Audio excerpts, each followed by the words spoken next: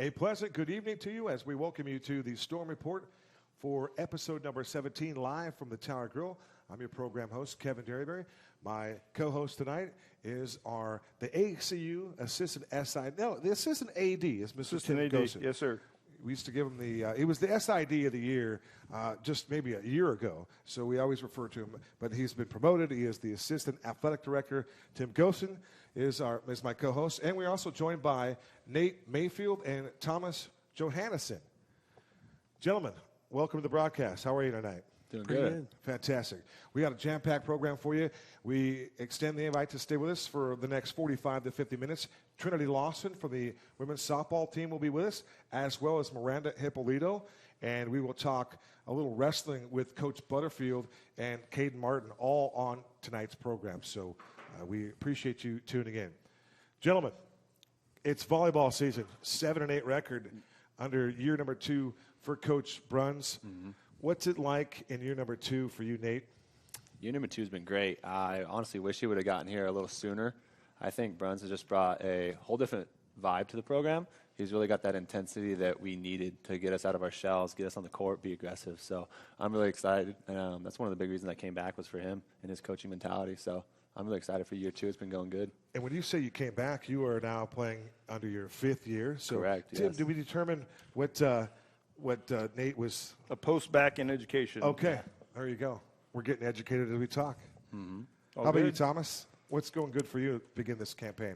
Yeah, with Coach coming in, his second year already doubled our wins from the year before. We're already more than doubled, actually. We only got 3 last year, but now we're at 7, and we're not even done yet.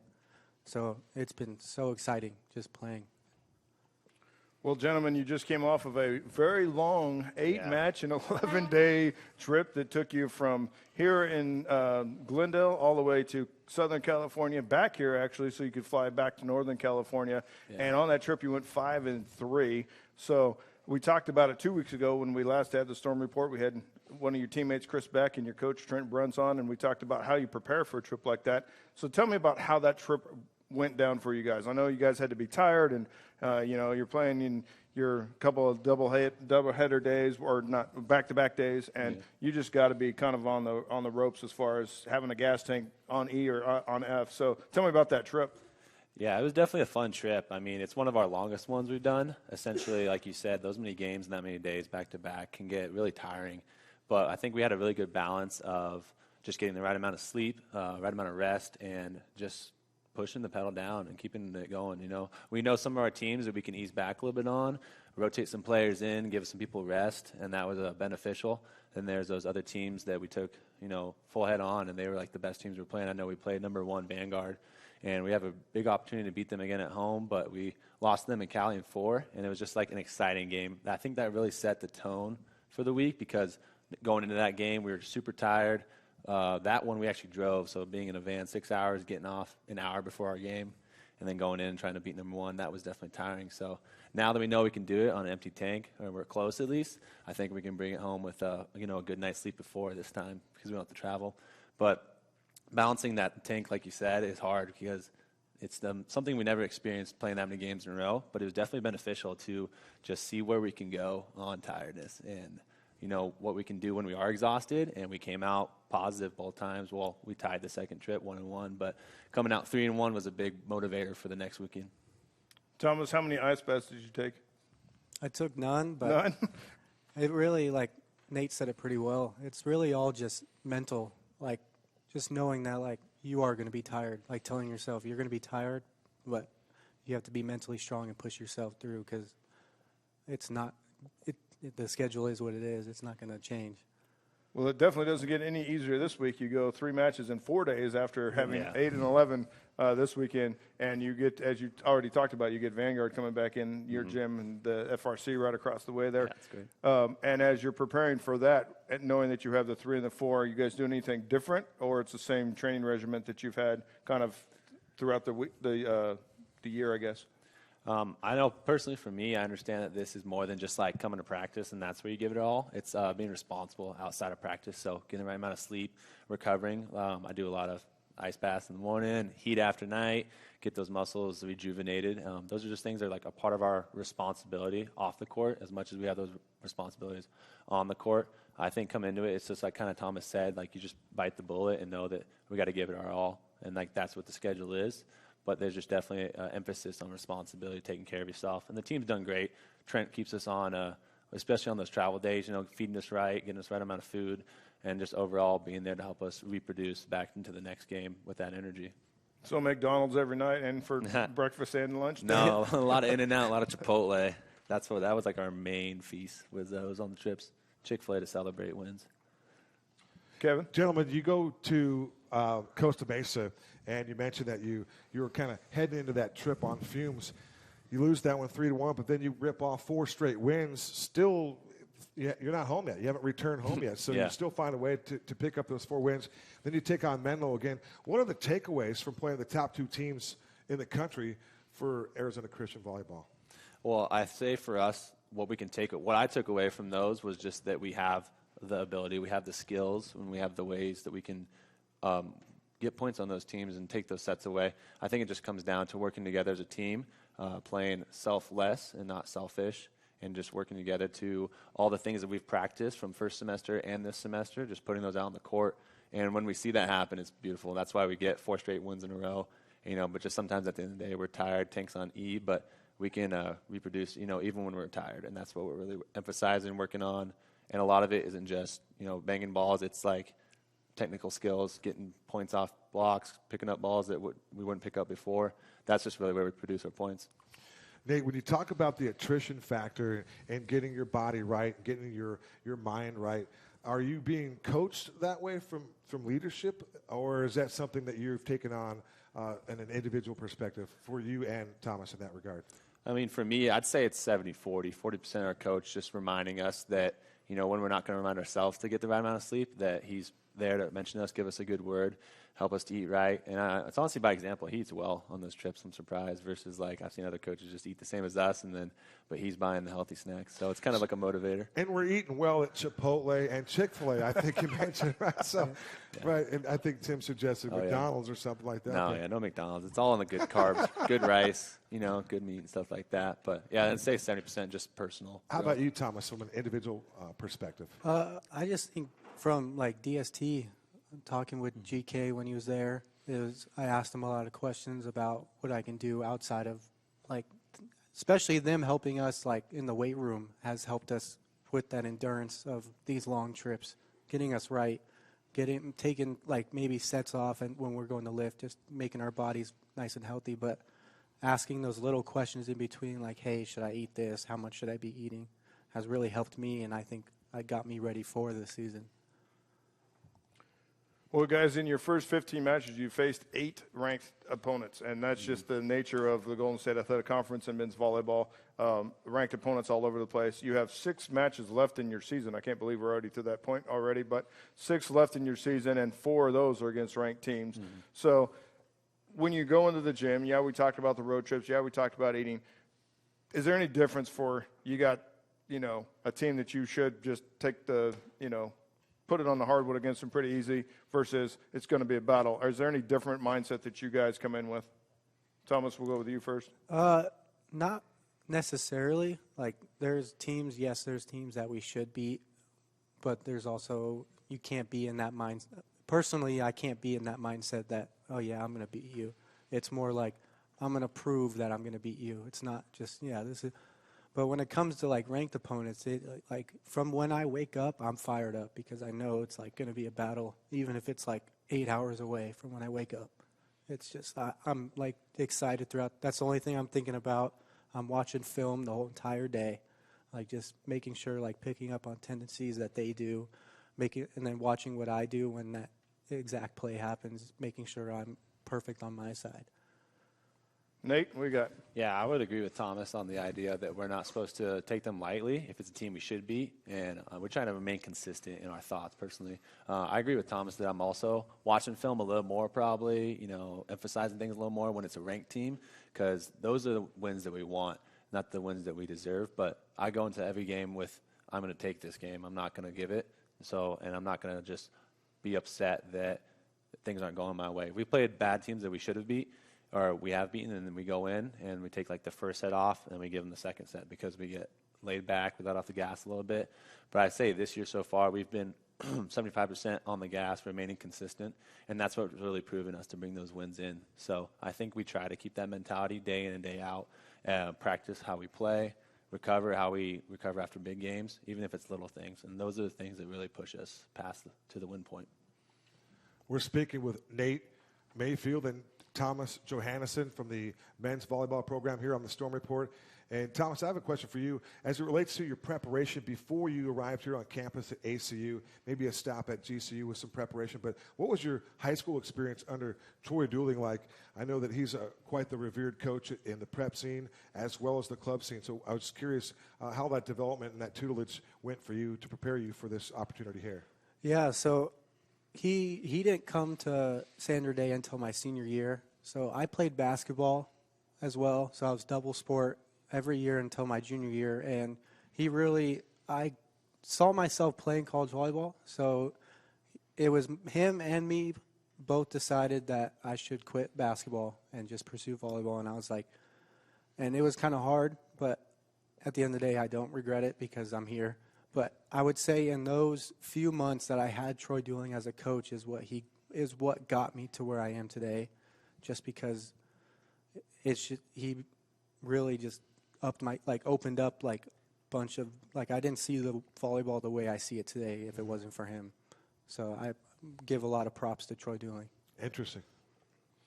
All right, gentlemen, and Kevin, I don't know if you know this, but we're kind of dealing with men's volleyball royalty a little bit. These two gentlemen in the record books, Nate Mayfield, one of the last original Firestorm, been with the program all 5 years of their existence. So Nate's numbers, you know, he was at the top for a while, and then he's had his buddy Chris Beck pass him in some of those categories. By the way, the just named GSAC Attacker of the Week, soon to be announced, but Chris Beck got that honor today. He deserves it. Congratulations, Chris. He set all kinds of records. But, Nate, you're on top. You're second in kills, and you're leading in the block category. Yeah. And, Thomas, you're leading in assist here in the ACU archives. As you guys have worked through your careers and worked through your seasons, and you've left a stamp on this program, obviously we look at the record books and we say, hey, these guys were good. But as you leave your marks on this team, what are you thinking about, like, what can I do for the future for this team? Like, I know you're pretty much down to 6 matches probably, and Thomas, I'm not quite sure about what you've got going on. I know you've been in school for several years, so you may be done after this year. I'm not sure. So when you think about the stamp you want to leave on the program, what is it? Well, I've thought long and hard about this. Being the 5th year, you know, I got that COVID year. Luckily, I'm blessed, able to come back. Coming from the first year, I really just wanted to set a culture for this program. I came from a high school program that had a really good culture on and off the court, and we emphasized so much off the court that that's what people notice more almost than our winning. So I really want to leave the culture as a good positive note, embrace like team bonding, and enjoy the ability to express our faith as well. Those are like the 3 big categories for me that I wanted to emphasize, and that's through like whether it's rituals before practice, like we all play pool before practice over there in the FRC. It's the best addition to that place is that pool table. But it just creates that culture of togetherness, and that's what we don't, when we're on the court, if you've watched a volleyball game, most of the time point goes down, we all come together, and we all reset, and we go back out, and that's what I want for this team, for this program in any aspect, whether it's a long road trip where we win or lose, and whether it's a long stretch of a season, even after a season going into the next year, that we all come together, we love on each other, we recoup, and we go back out there, we battle. And I think that's been amazing to set. Like you mentioned, being the last one from the original team, it's crazy to look back on those pictures from the first year when we had at the old campus, and I'm like, man, none of those guys play for this team anymore. Or I've actually... Well, one of those guys plays for this team. Yeah, still. well, none of those guys besides me Right. play for this team anymore. But, like, I look back on those pictures, and, like, some of the guys even come to games, and I'm like, man, I've never watched an ACU men's volleyball game. I've always been playing. And so that's kind of cool to think about that, but it also makes me excited to see, like, when I do leave, that I can come back and watch a game and they're still implementing the things, or they still have that same team communication, togetherness that I was there for, and know that I left a big, huge impact on that. It's been a blessing being here. Thomas, what about you? What are you looking to leave on the program? Yeah, just knowing that culture is really important. Like, being together is just, whenever we're, like, on road trips, like, doing stuff together is key. And it's weird because, like, some of the guys like Jonathan Koch, Kyle Berger, like, I've known them since they were in 7th grade. So it's, like, weird playing with them because it's, like, I've known you forever. So, like, I know who you are, how you are, but we're still, like, professional. Like, we still get the job done even though we know each other and joke around. But knowing that we have a culture built is what needs to be, like, pursued in the future as well as, like, keeping that culture. So that's what we try to go on, exactly what Nate said. Got it? And what we get to elaborate on and expand on that is that Nate Mayfield and Thomas Johannesen have left a legacy here at Arizona Christian as it relates to college volleyball, and that's outstanding. You want to do something like that. You can blaze a trail like that in a new program and leave your mark. That's very, very impressive. My last one for you, drive through, if you will, on the answers. But, Nate, we mentioned some of your prowess, some of your biggest games. You've had a chance to rise to the occasion against OUAZ and some other programs like that. So keep up the good work there. We got some unfinished business for those guys, Yes, right? sir. But what's the greatest accomplishment for you when inside a match? Do you like to get that big timely block that's inbound where you get a point on it, or are you all about that kill on the outside? I know you're versatile. You've changed positions over the last couple of years, but what's the most enjoyable part for you when it comes to volleyball? And then same question for you, Thomas. I gotta say the most enjoyable, especially shifting from opposite to middle, is getting a block to end the game. We came back, I believe it was my 3rd or 4th year. We're playing the Masters, down 4 or 5 points, and we came back I got a huge block to end the game, win the game in their home. And so I say that's more satisfying than a kill, because I got a kill against Westcliff to end the game, but it kind of went off their hand, and it's not as exciting. Still exciting to win. Sure. But stuffing somebody, that's like saying, no, you're not allowed to do that over here. That's very satisfying to me. Outstanding. Thomas, how about you? What's the most? Where do you get the most satisfaction out? A good bump set to the net and a kill, or So as a setter, you really kind of get a little overlooked by the big kills, by the blocks, because but at the end of the day, like, being able to put up that perfect ball for them to go hit, but at the same time, I do like being a little offensive. And when I go up and turn and swing with no block up, I love doing that. It brings so much, and it brings so much excitement to the team, because it's just out of nowhere. Like, they're all ready to go hit, and then I just go up and swing, and they're just ready, and it gets me excited and pumped. So besides assisting everybody, I like to be a little offensive too. Hey, when you can be on the attack, that's huge for your game, right? No question about it. Gentlemen, we certainly appreciate your time here tonight. Nate Mayfield and Thomas Johannesen. You guys get Georgetown University, Georgetown College next. I just want to say G-Town, but you guys get Georgetown next, and they're 7th in the country, so you got another a big test coming up next. Yes, sir.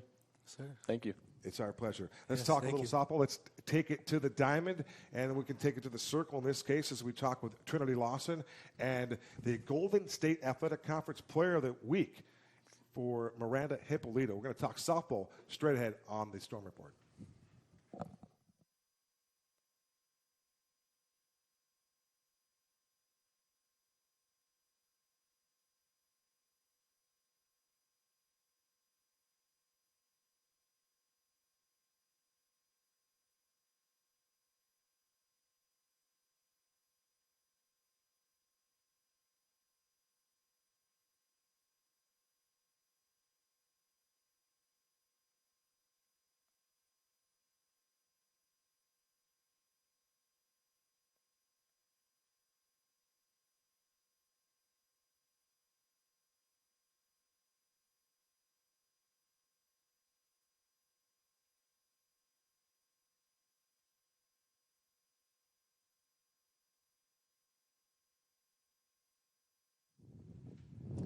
We welcome you back to the Storm Report. To our left, we're going to talk a little softball with Trinity Lawson and Miranda Hipolito, the pride of Ontario, California in Miranda Hipolito, and the newest member of the Golden State Athletic Conference Player of the Week. It's technically last week, but we have a new one this week. Okay, very good. But either way, you did receive that honor a week ago for an amazing week. Congratulations on your success. What was it like when you heard the news that you were the Player of the Week in all the land? Thank you. It was kind of funny because I didn't even know I got it. I was on the phone with Trinity, as a matter of fact, and I get a random text message that says, "Congratulations on Player of the Week." And I was like, you're lying. And then I went and looked at it, and I was like, all right, I owe an apology. And then I just started checking social media. Everybody was posting it, and it was awesome. First thing I did after that was call my parents. Outstanding. Getting a little love, right? Nothing wrong with that. 3 for 3, a couple of triples as well. So not only are you getting it done, calling balls and strikes for Trinity and Savannah, but you're getting it done at the plate as well. Yes. What's it like for you? What is the ball like a giant beach ball, or how are things going for you at the plate right now? Right now, things seem to be rolling pretty smoothly. Okay. It wasn't always like that. I had to get my head right. It's such a mental game that once you get that mental game going, the physical kind of flows a little bit more. No doubt about it. Tim? Well, Trinity, for you've had a couple of good weeks. You talked just about 3 weeks ago. Your ERA was like 5.3, and Trinity was trying to figure stuff out, and you've dropped that ERA. It's gone a bit up a little bit, but it's now at 2.48, or it was in a 5-game stretch. What changed? Like, was there Coach Tatum, your pitching coach, came to you and said, "This is what we're doing. We're changing you up. We're doing something different," or you were just completely dialed in those in like about a 5-game stretch? It's kind of a combination of those things. I think I really, like Miranda said, I had to get my head right. Like our first couple games, I was just worrying about like, man, I just got to go out, do my job. Like, it's so much pressure coming in, like being number 2 and coming back from another injury. But I just had to realize I had to go out and have some fun. Like, I love this game, and I enjoy it, and I love being around my teammates. So I just really had to focus on going out with the mentality of just attacking every pitch, attacking every spot, having fun, and knowing that my team's behind me the whole time. Well, you definitely are a pitcher that relies on your team behind you. You love to get your teammates involved. Mm-hmm. Not the strikeout dominant pitcher that you might see on some, but you like to put the ball in play, and why not? You got Claire Buckley behind you. I mean, let her deal with it. Yeah. It is her. She's a Gold Glover. Let her do something with it. Yep. So you can't go wrong when you're dealing with that. So as you're thinking about the stretches coming up, I mean, you got Hope and you got Vanguard coming this weekend. Obviously, some tough teams to work through. How's your mentality as far as I'm going to get these guys out? Yeah, I think going into this weekend, I think we're in a good place. Last weekend, we got that big win against Jessup. Like, that was huge. We did not beat them at all last year. So that one felt really good, playing through a little rain, cold weather. A lot. But yeah, I think we're all in a good place coming in this weekend. And like I said, I think we're all just having fun, and we're enjoying the time that we get to spend on the field together, especially just with how we've been doing lately. Like, we've embraced that idea of, okay, like, we're playing for each other, and we're going to have fun while doing it. Mike Maben's team won 13 straight games, 15 of the last 16. You both mentioned getting your heads right. If you could describe the headspace for each of you, and then what did you have to do to tweak that mental capacity to be ready for this the run that you've been on? Miranda, we'll start with you. Personally, for me, I had to have a talk with some of my coaches and teammates, and one thing that really stood out to me was, instead of trying so hard to play for God, to play with God, and learning how to do that and give it to Him on that field. It just made the game more peaceful. I got to have more fun on that field, and I think that's a big part of getting your head right in that box, behind the plate, all around that field. Yeah, for me, one of the first things I did, I immediately texted my dad, and then I called him and I was like, "Dad, I need help." Like, the first 2 games didn't go well, but he just kind of reminded me that I've been able to get my head right before, and I can do it again. And like, he just told me, go out and have that confidence, and just believe that you can do it, because I've seen you do it. And he's probably my biggest supporter, and I love it. I look forward to getting texts from him after every game. So I think really just like, for me, it's relying on people around me, relying on my coaches, relying on my dad, relying on my teammates like this one over here, just being able to go to people like when I need them to tell me, hey, like, you got to get your head right, or like be able to suggest things like, here's what you have to do to get your head right. When we talk about chemistry, if you could elaborate on the chemistry that you two share, because when it's pitcher and catcher, it's you two and everyone else is just kind of watching what you're doing. And then, of course, everyone's going to be on their toes. You pitch to contact, so your team's ready, and you've had successful defense behind you. But what's the chemistry like between you two within the game? Well, I personally believe it starts off the field, and me and her hang out almost every day. She is my best friend, and being on that field with her, we charge the battery is what we call it. We're Okay. charging the battery. All right, nice. And when we have all these little inside jokes and we have these different things, like when she hits her spots in the corners, I'll be like, Picasso. painting the corners. Yeah. I like it. And we just get it. And I know when she's upset what to do, when to go up and talk to her. And it helps her get back in the game, helps me get back in the game when she can do it for me. So I think that chemistry makes a big difference on the field for Sure not even does. just us two, but the other pitchers and catchers. Yeah, and before every game, like we always do our handshake. It's getting pretty long, but it's pretty fun, you know. And it always ends with a nice, solid handshake and a good smile, and sometimes a hug. So I think just really like starting off the day right, starting off the game right, just reminding ourselves, hey, we gotta take a breath, like get your head right, have fun, be there for each other. Tim, if I could sneak this in, are you getting scouting reports to get hitters out, or are you doing a lot of this by feel, experience, the coaching? How are you guys implementing the game plan? I think a lot of it is our coaches.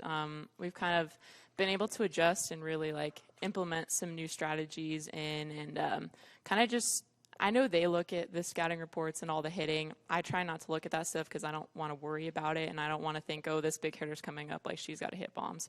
Not really my style, but I think a lot of it has to do with our coaches and just the way that they really interact with all of us and say, like, you know, here's what we're facing this weekend, here's our game plan. Like, we always go to Coach Tatum before the game, or like, she kind of lays out the game plan for us, so I think that's a big part of it. Miranda, for you, you're actually in your first season with us, but you transferred from another school, Marymount California University, and the school department kind of closed, and you ended up with us, and we're glad you're here. You have an interesting opportunity this weekend that you're actually going to face your former coach. The coach of Hope International was your coach last year at Marymount, California. Have you had any conversation with him, or like you're like, no, we're going to meet on the field and we'll take care of business? Since I've signed here and I had a school taken care of, have not spoken a word to the man since. Okay. Really? All right. Is this going to be I'm good to see you, coach, or is this going to be like, you stay over there and I'll stay over here? It's still a competition, and I'm an athlete, so I'm very competitive on that field, and especially coming from where I knew he had a coaching job, took that coaching job, and I came here because this was the best fit for me. I'm going to go out there and show him how much I've improved, and at the end of the game, I'm going to shake hands with him and say, good game, nice to see you. All right. So we look forward to Saturday when he's out on the field. So, Tim, you were asking if there was going to be extra motivation for that particular tilt. Could be. Yeah. I'm not sure where I didn't a fair ask that question before. That's a fair question. I knew she had come from Marymount, and I know he's now at Hope, so I was like, I don't know if she had signed here and then he got the job, or he signed there and then who knows. But It's So- not entirely bad blood between us. It's just been no Competition. contact, and yeah. Got it. Fair enough.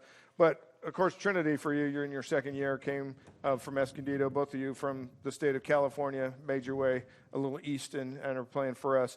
So I know we get to see some of your parents in the stands. I think both your parents have been to at least a couple games, right, Miranda?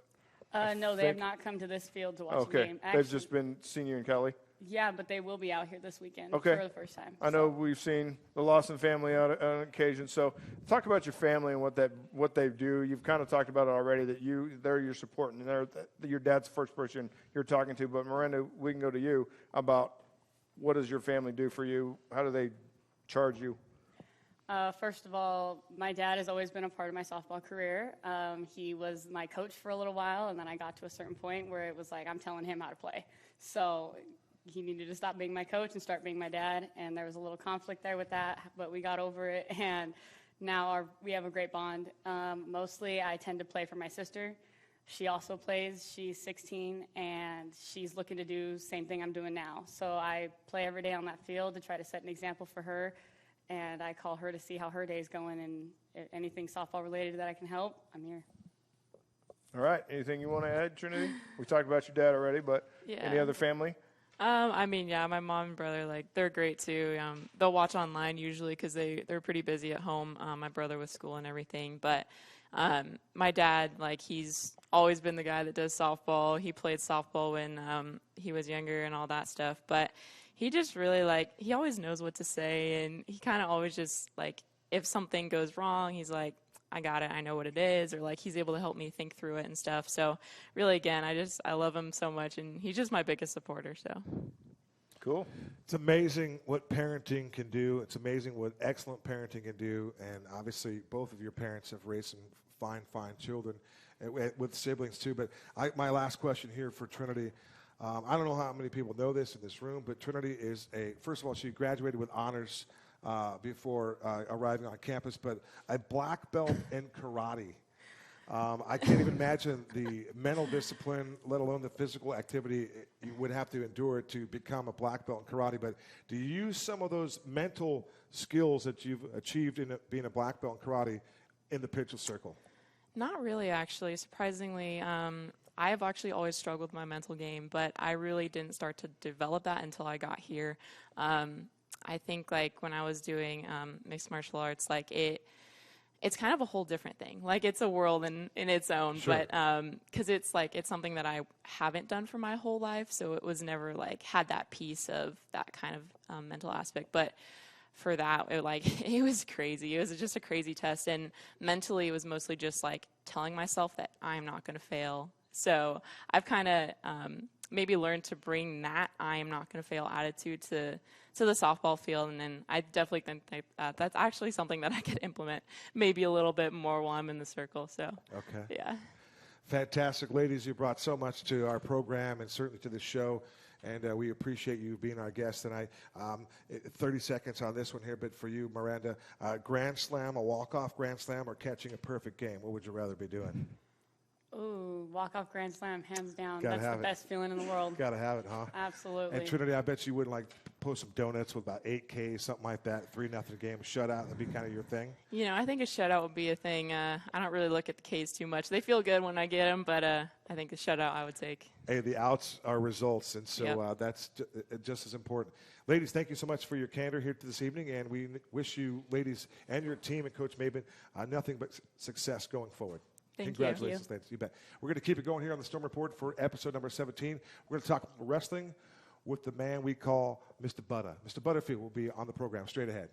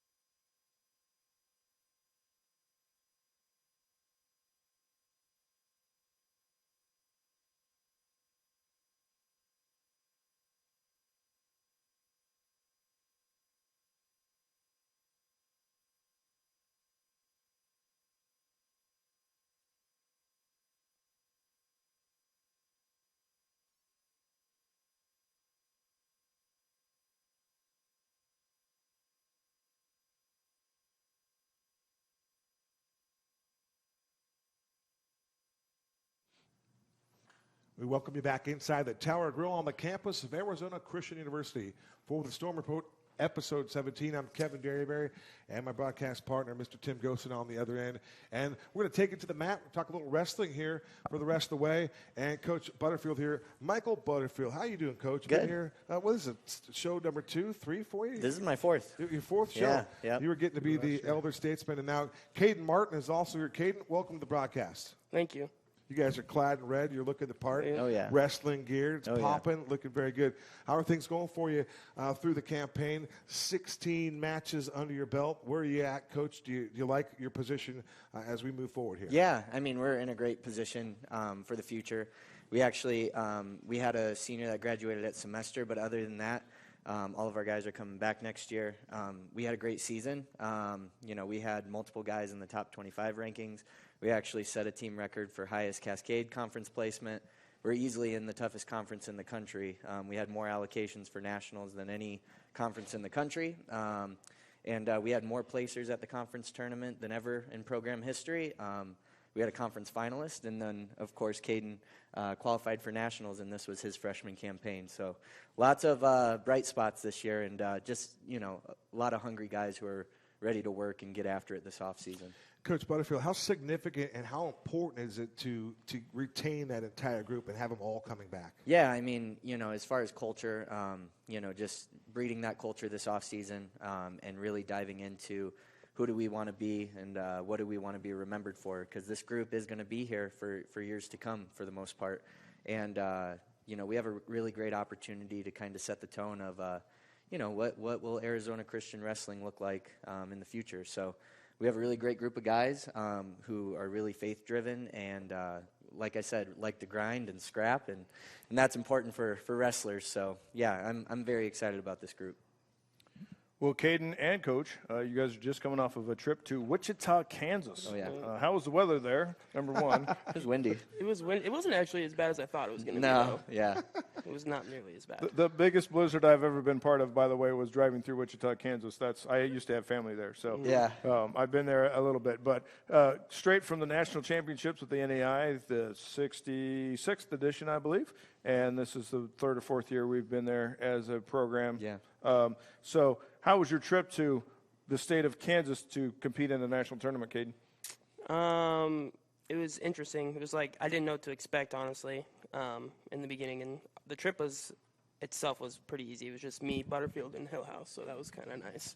Just having a BS3 growing together. But the trip was good. I got to see my family. That was something that I really enjoyed, and obviously the wrestling as well. They came all the way from Washington for you, huh? Yep. All right. So they just met you in Kansas? Yep. That's they did. cool. Their flight got canceled in Texas, so they had to drive 12 hours or something. Through like a blizzard. Through a blizzard. Yeah. And made it all the way there just to see me. So. And what's the weather like in Washington at home? Depends on the part you're in, but it's cold. It's cold. Where is Puyallup? Puyallup is like an hour south of Seattle, to give you a reference. Yeah. Okay. There it's not too bad. It's like 40, 50 degrees right now. Compared to here, it's not. Nah, that's Not nice, but It's not spring training weather. Tim. no, it's not. Kaden, for you being a young buck and having success early on, what was your experience like on the biggest stage at the NAIA Nationals for you? Man, I didn't know. I mean, Butterfield and I talked at the beginning of the year for like expectations and whatnot, and we talked about being an All-American at the beginning of the year, but I truly had no idea what I was stepping into because I hadn't competed at the college level, and I hadn't competed in a year and a half. So I was kind of coming off. I'm like, I hope I do well. I have no idea how this is going to go. So getting the success that I had, it was eye-opening, and it was also kind of gave me some reassurance that, okay, I can hang with these guys. So. And you came in healthy, right? You had a little time off. So when Yeah, you came in, I definitely came in go. healthy, yeah. So that was nice. Didn't leave healthy, but came in healthy. Yeah. So what was your favorite match of the season, Kaden? Oof. Favorite match? Probably, what was it, Southern Oregon Conference, probably? Yeah. I think that one. So Oh, that your first one at conference? Yeah, my Yep. first match at the conference tournament. I wrestled a guy who beat me earlier in the season at home here, so that kind of stung. And I knew that I could beat him just from earlier. It wasn't like I got ragdolled or something like that, so I was like, I could definitely compete with him. And I knew if I wanted to go to nationals that I was going to have to beat him and go through him. And kind of gassed out at the end of that match, but we got the job done. So. From a perspective standpoint, what is the weight class that you're working out of? So I wrestled at 184. Okay. Yeah. And what's the weight class there? Is that 184 Oh, pounds. okay. Yep. it's specifically Yes. the Yep. 185 Anything- class. yeah, Okay, yeah. gotcha. Yeah. But you also wrestled up, didn't you? No, One or I two wrestled matches? down. Well, no, I didn't wrestle at 97. I No. wrestled at 174 also at some point during the year. Yeah. Really? So at one point we looked at where we were at and what kind of conference looked like and allocations and things like that because our national qualifications are based off national rankings. And so we kind of looked at it and then we kind of evaluated mid-season and said, hey, you know what, when you're at 84, you feel stronger. Cutting weight's a necessary evil, but, management was something that we needed to look at. So 84 was the move. So Kaden, bumped back up to 84, started at 84, went 74, went back to 84, and it ended up paying off. So. Well, Coach, you've been on the show long enough, and I've talked to you enough that the whole cutting weight thing, and is it a big jump? Is it going down, or is it just you got to shave a pound or two and get ready? And so going down 10 and then coming back up, that's quite a big change. Yeah, for sure. And obviously the goal is not to jump around like that, but it's my job as a coach to help these guys and manage weight. Now, I'm not with them 24/7, so management is the goal. If you're cutting all the time, it does take away from your ability to even practice as hard as you can. You're more worried about, cutting the weight and this or that or other. So just, kind of evaluating the situation with guys and knowing where their strengths lie. And, you know what they look like when they step on the mat and they're competing at 100%. And if it's less than that, and the guys that are really, really good at it, it's an all-the-time thing. It's a lifestyle. It's something that you literally have to eat, breathe, sleep, practice, everything. So it's something, once again, with the young team, it's something that, we're getting them used to it, and it is different at the college level. But also, we preach the same stuff to these guys all the time, and diet is a huge part of that. So with Kaden, we looked at it, and it was like, hey, you know what, 84 is where, I've seen you compete at your best. At the very beginning of the year, I just needed him to start being mean. He's such a nice guy. And then by the end of the year, he's like legitimately running guys off the mat. And then at the end, shaking hands and giving hugs. Yeah, I know. It's all good. I still got to work on that. Yeah. Still too nice, So, Coach, you were able to kind of instill a little nastiness Oh, yeah. out of Kaden here. We had to kind of work that and coax the nastiness out of you, huh? Yeah. So How'd you do that? Kaden actually joined us in the spring of last year, and so he had practiced with us for a whole semester, came back in the fall, and so he had a great practice partner last year, Jacob Vieira, who in the room, I watched him bring that out of Kaden, which was awesome. And Jacob Vieira was a leader on our team and did a great job of kind of bringing that part out, and so I had seen it in Kaden before, so I kind of had to tell him, hey, man, like, bring that out, because that's the best version of you when you're on the mat. So, Kaden, is something you had to learn? Yeah, in a sense. It's hard for me because I'm not going to say I'm the nicest guy, but like I do genuinely try to be a super nice guy, and it's hard to translate that on the mat. We talked about turning a switch, and I did struggle with that a little bit in the beginning of the year, and then towards the end of the year, I got better at. I still need to work on it. I try to be too friendly, and I probably shouldn't be, to some extent. But I think that's also just the nature of who I am, so it's kind of working around that. But definitely something that was happening towards the end of the year. Yeah. Tim, don't nice guys finish last? Or was there something about that? Something about that. Sometimes. Or they go to nationals. One of the two. Yeah. I'll tell you what, like in wrestling, it's such an important thing because, ultimately I am trying to build these guys up to be, amazing young men who are going to go out into the world and be influential leaders. But when you step on the mat, you do have to, like he said, flip that switch. And, you need to be able to do that in the business world. You need to know when it's business time and when it's fun, and so just being able to identify those times and be able to know, hey, this is a moment where I need to lock in and be able to really be the best version of myself. Kaden really turned that on at the end of the year. He wrestled 7 matches at the conference tournament, so he had to do that 7 different times between 2 days, which is pretty tough. So I'd be tired. Yeah. I'd be tired. That's 49 minutes of wrestling. I think so. Yeah, it was tiring. Yeah.